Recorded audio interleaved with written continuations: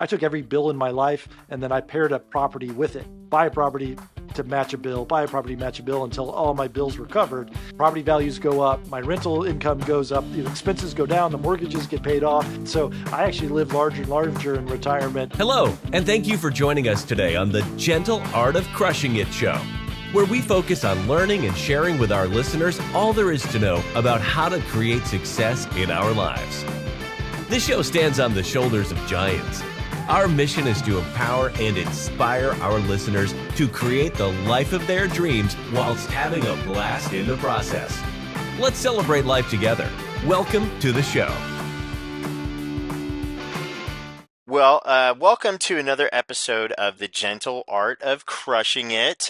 Today, I have the pleasure of interviewing Alan Corey. And so, Alan, I've been chasing you down for a couple years now. Not that you're hard to get a hold of, but mostly I was a little bit chicken to actually get this whole thing going. So I really appreciate you Oh, joining well, us. that's awesome. Well, if I would have known, I would have made it an easier process for you. But I always encourage people reaching out, meet new people anytime.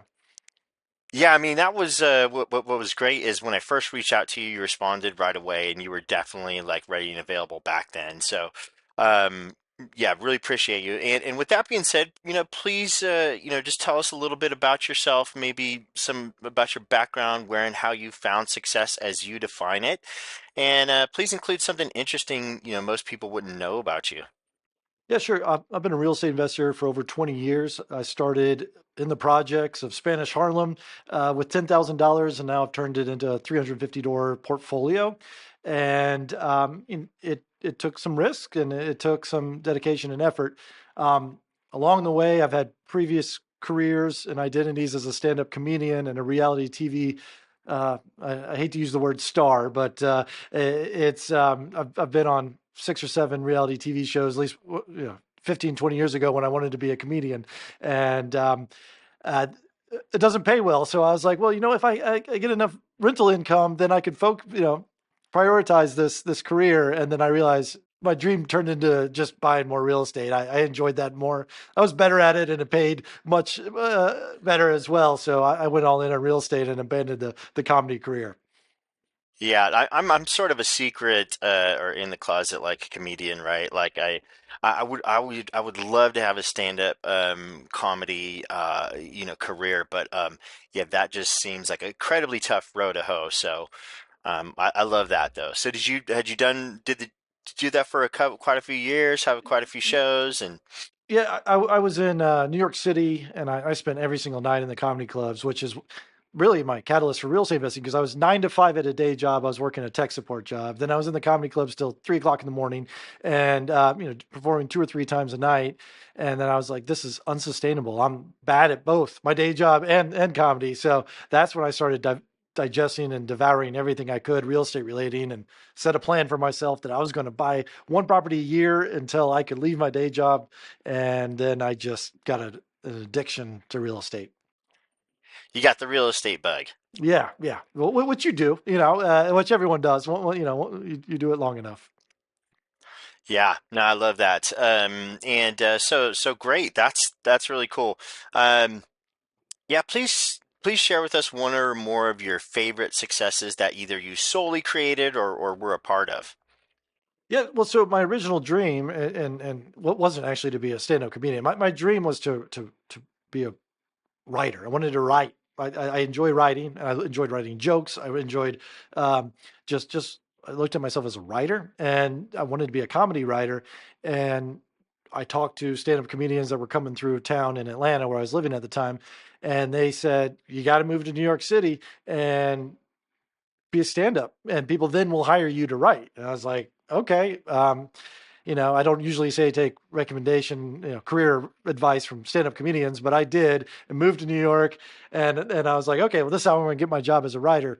And then what I realized is, as I was doing comedy and reading real estate books, was that, man, every single book is boring and it's textbook, and why can't anyone make a funny real estate book? And so that became my goal was, okay, if I have enough real estate experience, then I'll get a book deal and I can write an entertaining and fun guide to personal finance or career or real estate investing, which was all the things I was into. And so to me, that was really the driving factor is I wanted to be paid to be a writer. And so that's what it led to. And now I've got 3 books under my belt, and I try to create entertaining real estate and career content, and grow how to grow money and put it in a fun way, which I'll tell you, I know now why it doesn't exist. It's really hard to do.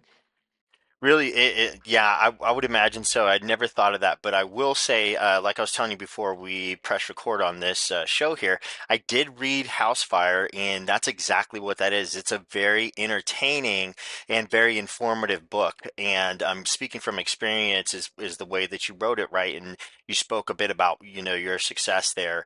Um, and so, yeah, I highly recommend that book. Do you mind telling us a little bit about your other two? Are they like in a Yeah. familiar or similar format as far as being entertaining? Yeah, and they're all first person accounts mostly. The first one was called $1,000,000 by 30, about how I became a millionaire before 30. So that was obviously a very big goal, success goal that I had.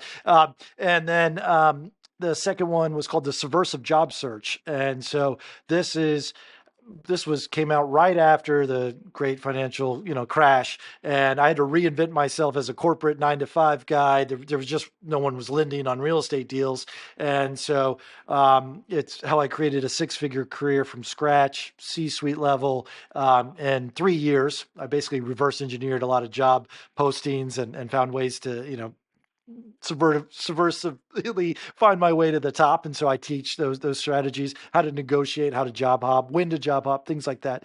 And then so that was Subversive Job Search. And then the third one, which you mentioned, was House Fire. Fire stands for Financial Independence, Retire Early, and it's sort of my fire plan to retire. And so what I did is I took every bill in my life and then I paired up property with it. So I didn't like my $150 utility bill that I can't get rid of. I can't pay in bulk, you know, buy in bulk, but math said I needed to save up $100,000 and withdraw 4% of that every single year.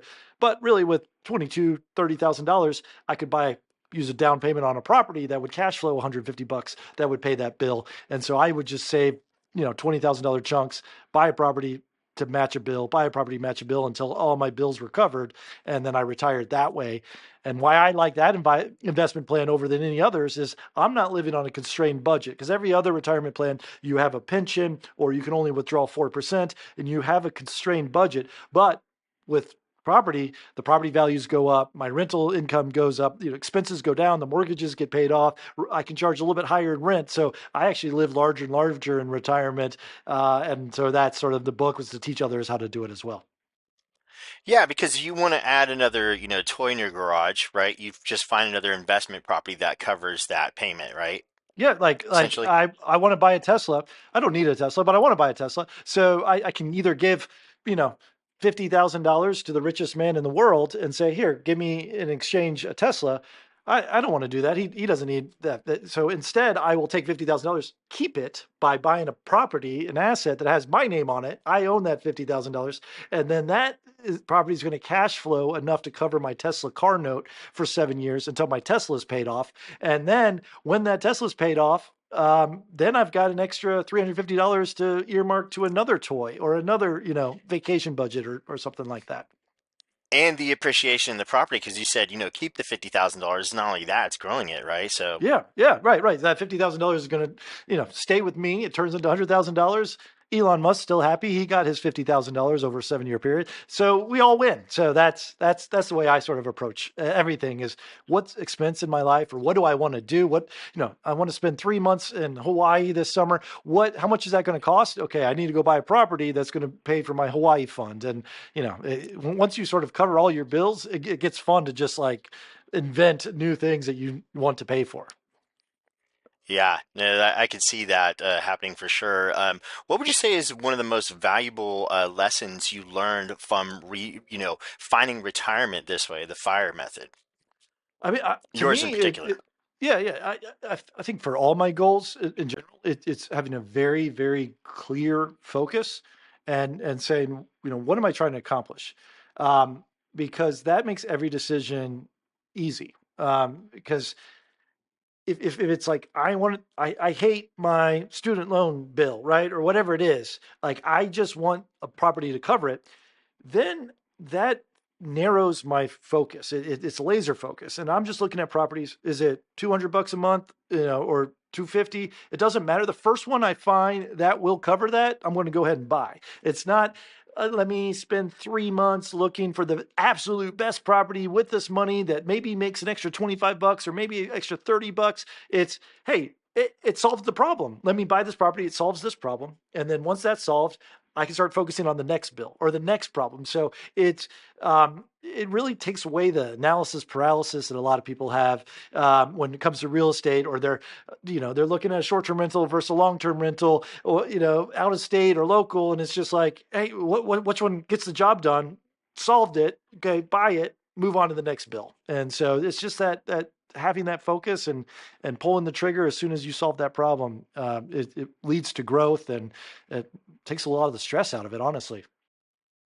Yeah, I love that philosophy because for a few reasons, but one, you said it handles analysis paralysis, but also once you find the property that takes care of that problem, um, and you take action on that, you're going to get it to where it's covering your bill much faster than if you had to analyze 50 properties. You wanted to create an extra $50 or $100, cash flow. How much money did you lose in that time, right? Right, right. Yeah, exactly. Yeah, the waiting and trying to find the best deal, or all that is you're losing money and adding stress, and you're still paying the bill that you're trying to cover. So yeah, just pull the trigger as soon as you can.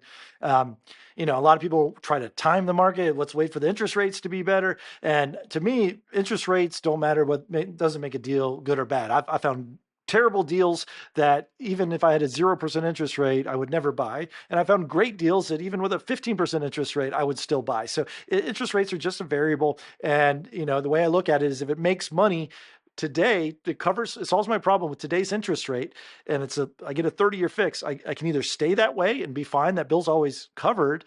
Or if the interest rates go down, I can refinance and I win, right? So to me, it's just always be buying.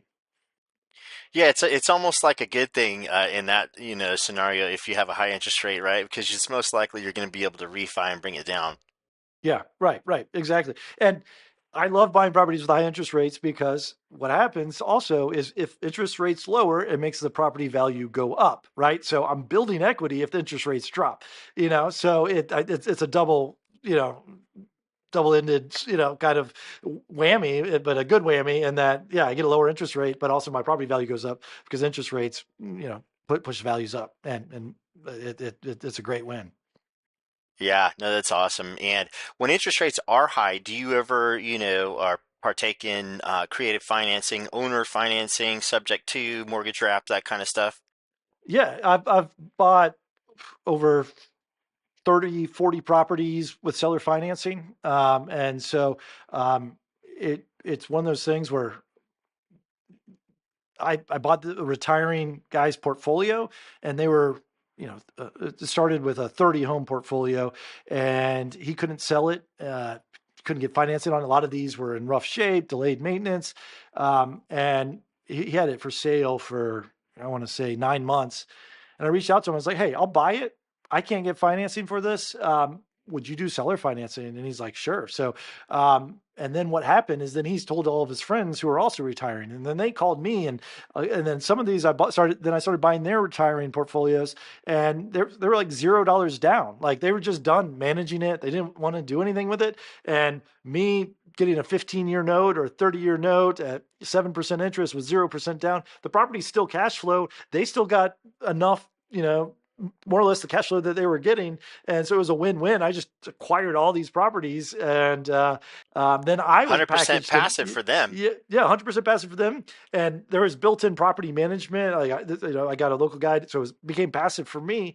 And I packaged them, and I was 2 years later able to sell them to someone who could get financing, and they all doubled in price. So I got 50 properties that doubled in price in 2.5 years, and I got some cash flow along the way too. So it was just one of those things: asking the right questions and meeting the right people, really understanding their pain point, and getting creative through financing to solve that pain point. That's cool. So much fun, and I would, honestly could dig into that for another 45 minutes because selfishly I have a lot of questions about going that route. But I always, when I look at a property, or I just called somebody yesterday, and if I've got a question on the property's price or whatever, I will always ask them if they're willing to own or finance, and it's like pretty much 90% of the time they are willing, but it just depends on the terms work for them, right? Yeah, exactly. I mean, it doesn't hurt to ask, and I love it because then it doesn't go against your DTI. It doesn't show up on your credit score. So if you are pursuing other deals traditionally, all this other creative finance stuff is no one knows about. And so it helps grow your portfolio that way too. Gotta love capitalism. It's cool.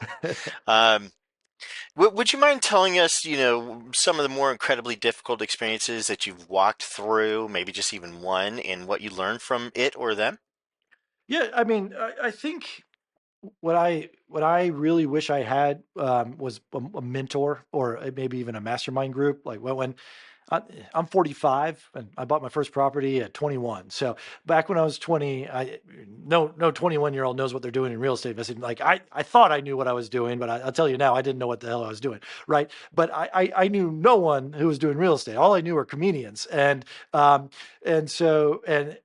mentor and my guides were books. And so I was just reading books and like, has anyone ever had this problem? So I was learning a lot on the fly. And, it was tough. It was tough because I was making it up as I go a lot of times or creating my own, digging my own hole and then trying to get out of it, whether it's, a poorly written lease or, how to handle late rent. It was just a constant learning experience.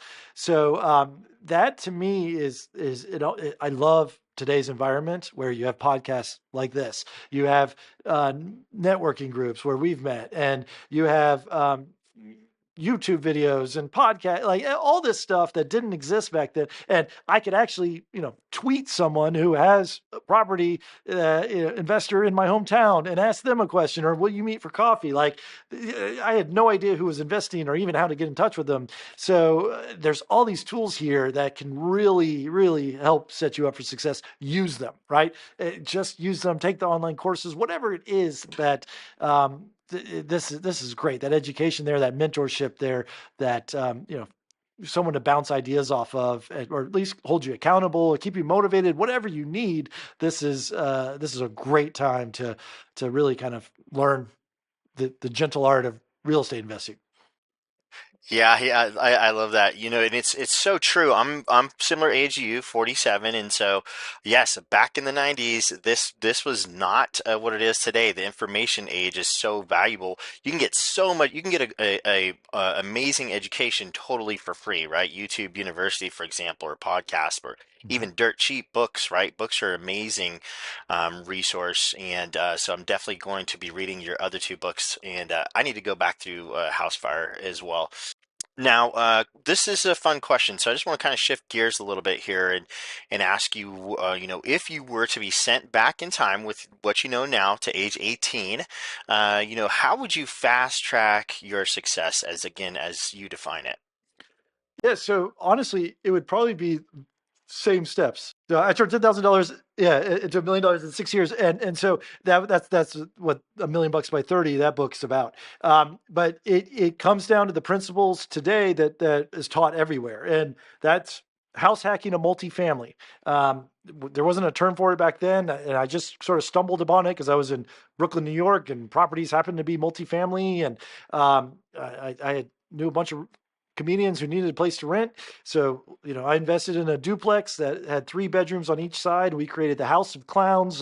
Six. I lived in the smallest room with no windows and no closet, and then rented out the 5 other rooms. And this changed my life because that was enough to actually make me exit my day job. It covered all my living expenses, like $1,500 extra on top of that. So, $1,500 a month goes a long way if you don't have any living expenses. It was just going to food and transportation and entertainment, right?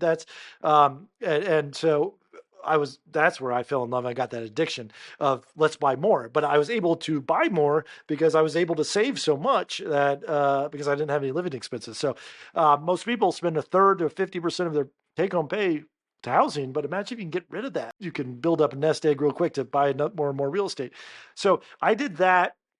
I also lived off a lot of ramen noodles at the time, short-term sacrifices. Every meal, I would buy my ramen noodles in bulk, so there'd be 13 cents each. I ate that for lunch every day, and you know, uh, I lived way below my means, and I want to be honest. Like, you have to make sacrifices to have big effects, right? A lot of people might be hearing this, like, I don't want. There's no way I'd eat ramen noodles every day for a year, 2 years, and I'm like, okay, that's fine. You're comfortable, but you're not going to those small sacrifices. In my head, I was like, man, if I just do this in my 20s, I can't imagine, like, I'm going to set up myself for 30s. I was right. And if you set yourself up with compounding, interest and all this sort of stuff, your 40s looks really good. And now I'm like, my 50s are going to be even more amazing. And my life gets better and better in retirement because I made those sacrifices, over a 6-year period that some people aren't. And I never felt like I missed out, because a lot of people don't want to make those sacrifices, because, like, oh, the 20s are your time to date and to go do things. And I'm like, yeah, I did that. I was still dating, and my entertainment was going to comedy clubs. Most times I was performing, but also I would hang out and watch. But you know, I I went to parties, and I did everything everyone else was doing. If I went to the same bars, I just wasn't buying shot after shot. I would, go to the bodega and down a tall boy before I walk into the bar or something, to just save some money. I would take a bus instead of a taxi, like those sort of. But I had a vision, and it came back to just that clear focus. Like, everything, is this going to make me a millionaire before 30? Am I going to make $1 million by 30 if I do X or Y? Which one? And it just made the decision so easy. Like, oh yeah, ramen today instead of Uber Eats or whatever it is. Like, it's all those small things add up. And the reason I had to live below my means is because I didn't have a big income. At my tech support job, I was making $50,000 a year. So I needed to just cut all of my expenses, because all I said is, whatever I have in my savings account every January 1st, that is my down payment for a property. So every January 1st, I would check what's in my savings. Oh, I got 10,000. Okay, I can go buy $100,000 property. Oh, next year I got 15,000, 20,000. Okay, I can buy a $200,000 property. And I just did that over. I did that for 5 straight years. Got 5 properties, and this is when no one wanted to invest in Brooklyn or New York City. It was right after 9/11. Everyone's like, "This is the dumbest time to buy real estate, Alan." And I got lucky on appreciation, but I bought for the cash flow. And even if it never appreciated, I would have been great with the cash flow. And if you buy for basic fundamentals, that this cash flows and this pays a bill, you can't go wrong. Yeah, I think it's so interesting, Ellen, because there's so many similarities between you and I, right? And my first property I just bought a couple years ago was $10,000, and there's a unique situation right now where I'm actually renting it out for $1,000. I believe I could actually get $2,000 a month for that, just because of what's going on, which is, so that's super awesome. But the house, it is definitely not something that's going to appreciate rapidly, right? But Yeah. I moved to Lake Tahoe when I was like 19, and there was 7 of us in a house and a dog, and just save money, right? And just different things. I was in clubs a lot because I was a musician. So there is so much fun to be had right there. But I also realized, look, if I want to become a career musician, or do, I don't want to be on the road. Doing 270 shows per year, kind of thing. It's kind of different realizations at different points in life. But I think that because you were able to sort of leave your W-2, not sort of, but clearly leave your W-2 at an early age, you experienced amazing freedom that a lot of other people were not, right? So there's pros and cons. And I wanted to say, yeah, maybe this is a good question for everybody out there listening, is like, what is your ramen? Maybe you don't want to give up, your awesome lunches. Maybe there's something else that you can give up. You can go through your subscriptions. A lot of us are just unaware of, probably a solid $50 to $100 of subscriptions that we have monthly that we don't even really need that much, right? So what is your ramen? Yeah, yeah, and I mean, I only eat ramen unless it's $16 or more right now. But it's, to me, it's all about, what gift can I give myself in 10 years? Like, Alan, you're eating ramen every day for for 2 years, 3 years. The gift I'm going to give myself in 10 years, I can eat $16 ramen, right? So that to me was the way I looked at it. Is hey, I'll eat the crappy stuff now, but I want to eat the good stuff in the future, and it's just let's just pay my dues. And that's the time to do it when you're young. You have very Yeah. little responsibility financially and otherwise. You don't have a family. That's the time to do it. But even if you do have a family, you still can pull this off. So, to me, this conversation is really reminding me a lot of your book, House Fire. So I do want to recommend to the audience, go get a copy of that book, listen to it or read it. And so that's awesome. It is a great book, Alan. And let me ask you this: what are your thoughts on mindset and how to go from a non-success mindset or a scarcity mindset to a success mindset or abundance mindset? Yeah, and that was hard for me. And what I learned late in life is that I thought, I guess I just didn't believe in myself that I could make more money. At least at my job at tech support, I just wasn't interested in computers. It just happened to be a job that I got. And I was like, I didn't see a career path. I wasn't one who's going to stay late at work or get whatever certificates to grow my tech support job. And so um, I thought I could only cut expenses. But now what I realized was, man, if you're cutting expenses, there's a literal floor. Like you can only cut your expenses so much, right? Because you're still going to have to buy some sort of food or have some sort of transportation, have some sort of entertainment, right? If you look at the other way, income is the sky's the limit. Like there is no limit to the income that you can bring in if you have the right skill set, right? If you have the right mindset. So um, what I realized and what I pivoted to is I became a realtor. And that I love real estate. I'm passionate in real estate. Everyone knew I was the real estate guy, and they would come talk to me about real estate because I was already doing it on the side. And that that changed my life because then I had an uncapped income. I could do as much as I wanted. And then I was like, oh, I don't need to really spend any time worrying about cutting expenses because I, I've done that, right? Like spending an hour to try to figure out how to save $20 out of my whatever subscription I have or whatever it is. Man, I could make $50 an hour doing cold calls or whatever. And so it's just that light switch that, hey, maybe in your job right now you can't control your income, then you got to find something you can, like maybe pivot into sales or pivot into another income stream. Maybe you can have an online business or you flip something on eBay or sell something that as a passive income as much as you can to create additional income streams. That to me is where you should put your focus in because that's going to be more rewarding. It's going to be more fun, more interesting, and it's going to be more profitable as well. I love that, and we're kind of you kind of are touching on also two different philosophies. Like one, Dave Ramsey, that's kind of what you did in initially getting rid of your debt, right, and sort of thing. And then Robert Kiyosaki, where having other people pay for your assets, and the sky is the limit, right? And so, I think that's great advice. I forget. Did you go into your three books on the show, or was that before? Oh yeah, yeah, we did that. We did that. Yeah, yeah. All right. So, well, let me ask you this. What would you say is your favorite book of the three? Uh, I think the most recent one's probably House Fire. Just it's more relevant and current and it's applicable. You can apply it right away, and I think it gives you that vision, that decision thing. So to me, that's the one that usually my go-to.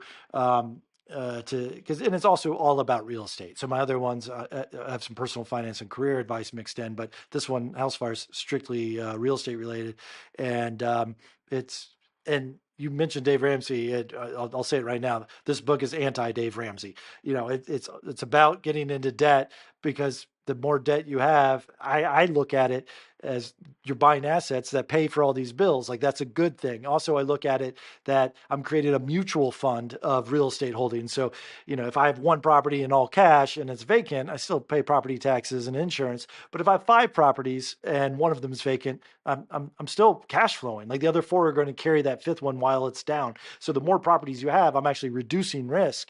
And I'd rather have, $20,000 in five different properties than $100,000 in one, where I'm putting all my eggs in one basket. Yeah, because you could have 10 doors, right? And then, if you have one vacancy, you're not really going to feel it. But if you had one door, you're really going to feel that if it's a Yeah. vacancy. You become desperate. Yeah, exactly. You're going to lower your standards to find a tenant, and then things go south quickly that way. Yeah. Is there a app or any tech recommendation that you could, that you use, you find great value in? Uh, to me, is you networking is key in real estate investing, and that you want to talk to other investors, but because now the best deals I've ever had are organic deals that found me, and it's all through networking, talking to other investors. Oh, Alan buys this type of property, you should call him. Or I don't know who would do this, but Alan would. And so I've become sort of the networker, and so all the deals sort of flow through me before I see them on the MLS or whatever, because everyone knows that, oh, Alan will have an answer for this, or Alan will be interested in buying this. And so that to me has been huge. I found a lot of success on Twitter. I tweet right now at Real Estate Maxi on Twitter, and just connecting with investors all over the world, but even local investors. And if you're not on social media, go to local meetups, but reach out to the people who you listen to on podcasts, follow them on LinkedIn or Instagram, whatever, and just start networking. To me, that's huge. And again, that's another tool that didn't exist when I started, that I'm jealous of, that everyone now can use this. So I wouldn't say it's just one technology. It's just the technology of social media I love. You don't have to be creating content. You just consume content of people you want to hang with. Start commenting on their content and supporting them, and then you'll start. Once you hang around with a few real estate investors, or you're consuming real estate investing content every single day, you're going to turn into a successful real estate investor yourself eventually. Yeah, I love it. Stick with it, right? Well, as we're about to wrap this up, again, thank you so much, Alan, for your time. How can our audience support you? Is there any type of deal they can send your way? And how can our audience connect you and follow you? What are the best ways to do that? So my biggest thing right now is I do a weekly newsletter called the House Money Newsletter. It's a weekly actionable packed real estate based newsletter. So subscribe at realestateMaxi.com, and just it's free, and that's my big thing right now. And so that's what I would do.